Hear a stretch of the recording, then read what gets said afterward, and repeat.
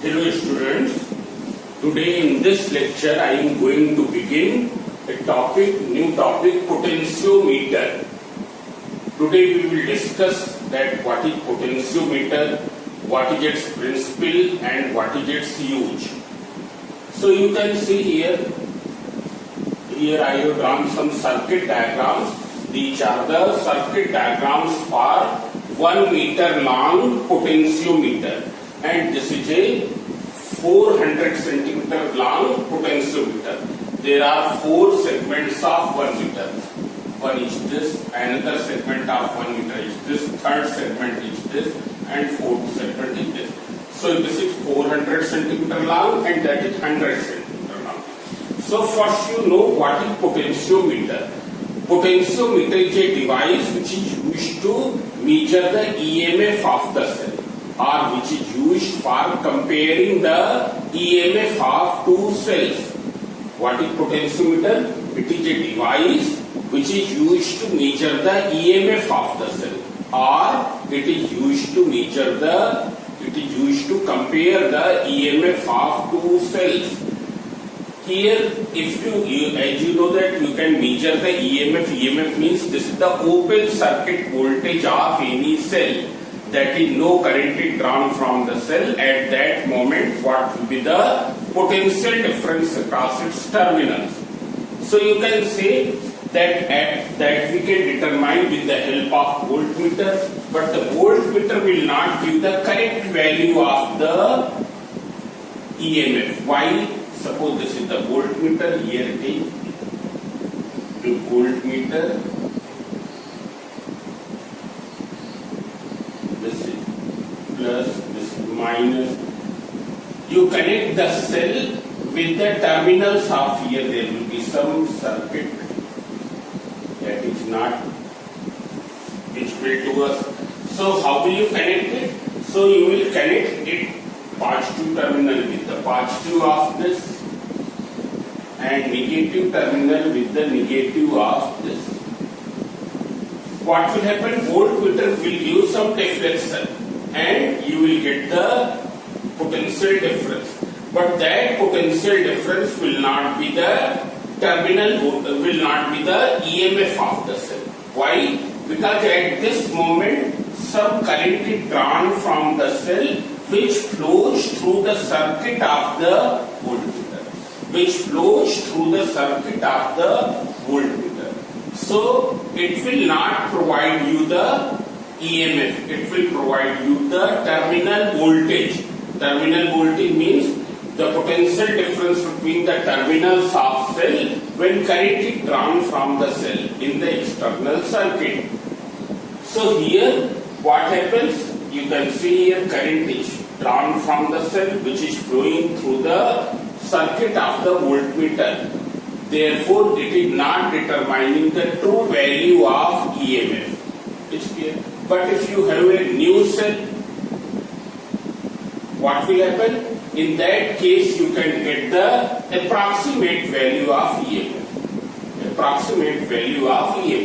So that's why we don't use voltmeter in order to determine the EMF of the cell correctly. It's clear. EMF of the cell can be determined by the potentiometer. Now what is the description of the potentiometer? In potentiometer there is a few meter long uniform cross-sectional wire which is stretched in the parallel segments of 1 meter.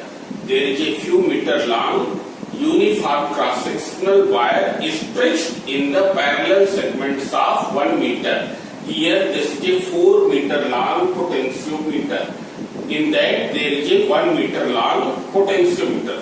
This is 0 centimeter, this is 100 centimeter, that is 1 meter.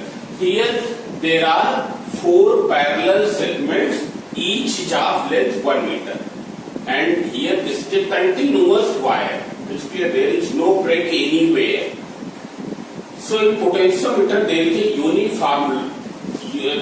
uniform cross-sectional wire, few meter long uniform cross-sectional wire stretched in a parallel segment of 1 meter, parallel to a meter scale which is not shown here. Here meter scale I have not shown. It's clear. Why do we take uniform cross-sectional wire? So that already I have explained in the meter bridge while explaining the meter bridge. Why do we use uniform cross-sectional wire? So as you know that R equals to rho into L upon A. So what will be R upon L? It will be rho upon A. R upon L is resistance per unit length. Resistance per unit length. This will be equal to rho upon A. Rho is a constant for material. Therefore, if the wire is equally thick everywhere, what will happen? Resistance per unit length over the different portions will remain same. Means whether you find the resistance of 1 centimeter here or here or here or anywhere on this wire, that will remain same. It's clear. That's why we use a uniform cross-sectional wire. Now, one more thing. This wire is made up of an alloy like Constantan or manganese. It is made up of an alloy like Constantan or manganese. As in the meter bridge you have seen. Why do we use wires of alloys? Why do we use wires which are made up of Constantan or manganese? These are the materials. These are the materials which are made up of by mixing some metals. 2 or more metals. So these materials have high resistivity and very low value of temperature coefficient of resistance. When the value of temperature coefficient of resistance will be small, what will happen? There will be no effect of the temperature on the resistance. Because when you will pass the current, the wire will become heated, its temperature will increase, but the resistance will not change. Resistance will remain same. Resistance will remain same. But if you pass the current for a very long time, in that case, resistance will increase. It's clear. So, but when it is passed for a small interval of time, there will be no significant change in the resistance of the wire. That's why these wires are made up of alloys like Constantan or manganese. Now, in potentiometer, there are 2 circuits. One circuit is the main circuit and other circuit is the auxiliary circuit. One circuit is main circuit. You can see here main circuit and other circuit is auxiliary circuit. Now what is main circuit? Main circuit is shown here in the diagram. This is the main circuit. Here this is the main circuit, which is connected across the potentiometer wire consisting battery, ammeter, key and rheostat. What is the purpose of battery? It sends the current through the potentiometer wire. Ammeter, it will record the value of current. Plug key, it is used to switch on or switch off the current. And what is the purpose of rheostat? It is used to change the strength of current passing through the potentiometer wire. Here this is the main circuit. This main circuit is shown here. Now in the auxiliary circuit, main circuit, CKP means circuit. In the auxiliary circuit, we connect to that cell auxiliary circuit. We connect to that cell whose EMF we have to determine. It's clear? But we connect in such a way that the positive terminal of cell and positive terminal of battery in the main circuit should be connected to the same end of potentiometer wire. मतलब cell का positive और battery का positive should be connected to the same end of potentiometer wire. If it is not so, then it will not be connected in the proper manner. So in the auxiliary circuit, we connect to the cell whose EMF we have to determine, and then with its negative terminal we connect to the galvanometer. At the other end of galvanometer, jockey is connected, and this jockey is touched at various points of potentiometer wire. This jockey is touched at various points of potentiometer wire. Means auxiliary circuit is consisting the cell whose EMF we have to determine. Then its negative terminal is connected to the galvanometer. From the other end of galvanometer, a jockey is connected, which is touched at various points of potentiometer wire in order to determine the null point. In order to determine the null point means at which galvanometer needle remains undeflected at the center. It is a center zero galvanometer. ये ऐसा galvanometer है जिसकी needle undeflected case में undeflected position में एकदम center पर होगी. It can deflect either clockwise or it can deflect anti-clockwise. It's clear? Now see here. So first you will set up the circuit in this way.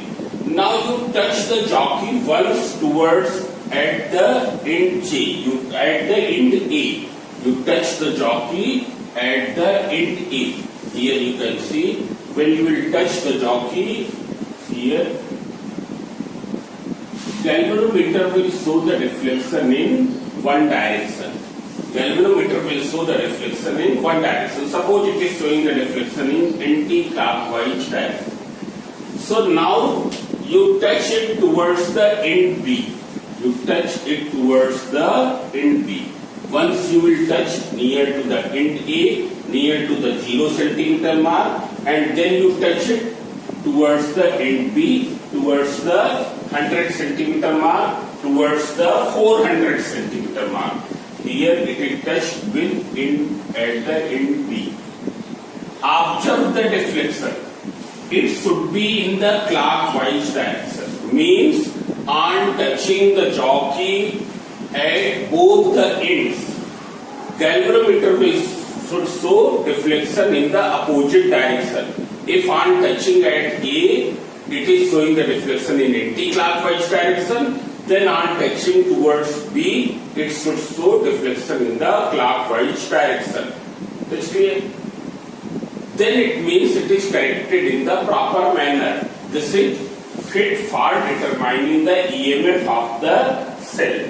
That's clear? But if it is not so, suppose on touching the jockey at A as well as at the B, galvanometer shows the deflection in the same direction, then there is some fault in this setup. And what are the possible faults? पहली fault तो ये हो सकती है that the positive terminal of cell and positive terminal of galvanometer are not connected to the 0 centimeter mark. They are not connected to the 0 centimeter mark. And what will be the second fault? Here it is possible that this battery is of 2 volt and this cell, its EMF is 3 volt. जिस cell का EMF निकालना है वो EMF क्या है? 3 volt है और battery का कितना वोल्टेज प्रोवाइड कर रहा है? Only 2 volt. Therefore 3 volt can not be measured by 2 volt. 3 volt को हम 2 वोल्ट से मेजर कर ही नहीं पाएंगे. इसलिए therefore here it will show the deflection in same direction. For that battery का टर्मिनल वोल्टेज इसके ईएमएफ से अधिक होना चाहिए. बैटरी का terminal voltage must be greater than the EMF of the cell which you are going to balance against the potential drop on the potentiometer wire. It's clear? So this should be, these are the two possible errors. So here you can see. So this is all about the constructional setup. Why do we use a long potentiometer wire, few meter long potentiometer wire? That I will tell you afterwards. What is the purpose of that? Now, what is the principle of potentiometer? principle of potentiometer. So according to the principle of potentiometer,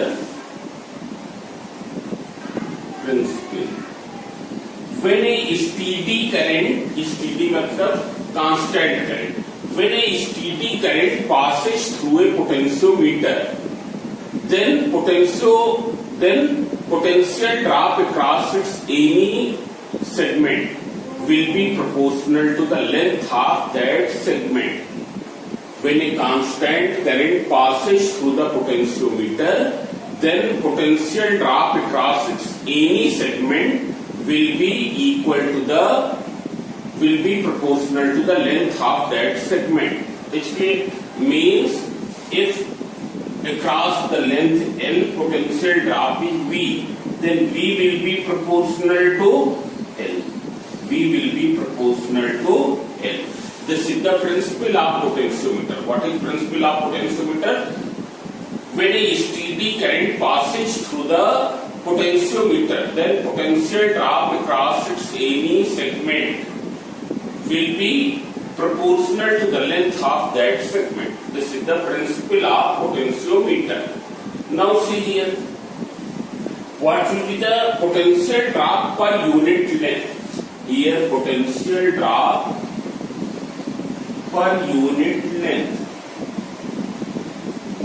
What will be the value of potential drop per unit length? So you can see here. Suppose this potential drop per unit length be represented by the symbol K.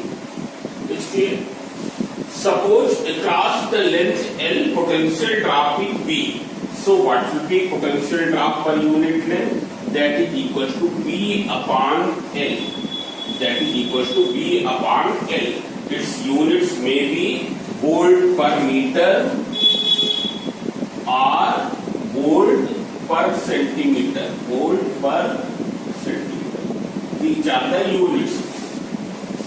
If अगर length L के cross potential drop V है, then potential drop per unit length will be equal to V upon L. इसलिए units will be volt per meter or volt per centimeter. Now this we can write this potential drop per unit length. It is known as potential gradient. Potential gradient. Potential drop per unit length is known as potential gradient. Now we can write the potential gradient in this way also. You can see potential gradient K. This will be equal to resistance of the, it is equal to current flowing through potentiometer wire multiplied by rho dash. Rho dash is resistance per unit length. Resistance per unit length. It is equal to resistance per unit length. इसलिए what is K? It is equal to I into rho dash. Rho dash is what? Resistance per unit length. इसलिए so we can write potential gradient in this way also. इसलिए because this is the potential difference across the unit length. इसलिए